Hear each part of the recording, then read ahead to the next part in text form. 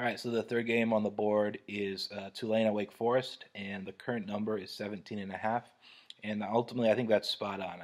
If you guys get my guide later that I do for it's kind of a college football preview, and I kind of project spreads. I do project spreads for every single game, for every single team. Um, in that Tulane Wake Forest game, I think in my guide is 18. So it's essentially right on, and I think I'm a little higher on Wake Forest than most people. Tulane's not going to be very good at all. They're one of my lowest power rated teams in the entire country. But Wake Forest has a lot going for them. Their coach's name, I think, is Clausen. I should have looked that up before. Yeah, it's Dave Clausen. This is his third season at Wake Forest, and he's done pretty well. Last year, he decided kind of just to play a lot of his guys, his freshmen and sophomores. He only had 6 returning seniors total, which I think was the worst or least in the country. And despite that, they were the second most improved offense in the entire country.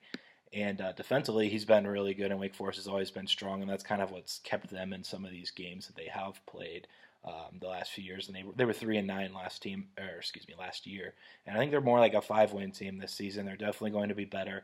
They have 9 now coming back from that offensive unit that improved and that was really young, and 7 coming back from a defense that was really strong. It was top 40 in the country, and they had a minus 13 turnover margin last year. So that type of thing tends to regress back to the mean. They're probably not going to have differential that puts them in such bad spots.